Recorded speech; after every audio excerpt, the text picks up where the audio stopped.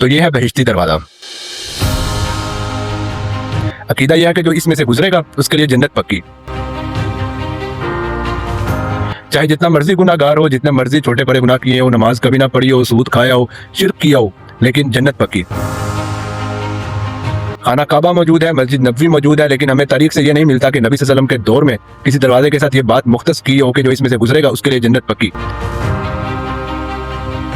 और कहानी कुछ यूं है कि बुजुर्ग ने ख्वाब देखा कि आप सल्लल्लाहु अलैहि वसल्लम इस जगह तशरीफ फरमाए और कह रहे हैं कि जो इस जगह से गुजरेगा उसे अमान मिलेगी।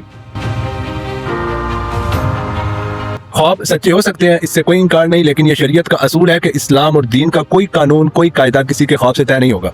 कुरान में आता है कि आपके लिए दीन मुकम्मल कर दिया है। अब अगर कोई चीज ऐड करेगा तो भी गलत करेगा और कोई चीज निकालेगा तो भी गलत करेगा। हजरत बाबा फरीद से जब किसी ने पूछा कि जन्नत का दरवाजा कौन सा है, तो उन्होंने खुद फरमाया था कि जन्नत का दरवाजा वो है जो हमारा अमल है, जिस तरीके पे हम चल रहे हैं।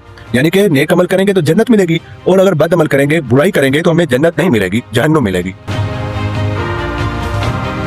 इस बहिश्ती दरवाजे पे लाइन पे लग के, धक्के खा के, थप्पड़ खा के गुजरते हैं, लेकिन अल्लाह के घर मस्जिद में आराम सुकून से जाके नमाज नहीं पढ़ेंगे। अकीदे की इंतहा चेक करें कि किस कदर गलत और मुशरिकाना अकीदे की तरफ करें।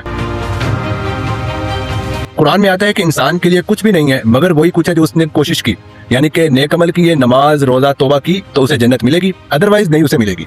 ये दुनिया आपकी इम्तिहान गाह है। हम बचपन से पढ़ते आ रहे हैं कि इसमें आपने तैयारी करनी है आखिरत की, इसमें आपने इम्तिहान पास करने की कोशिश करनी है तो आपको आखिर में रिजल्ट मिलेगा।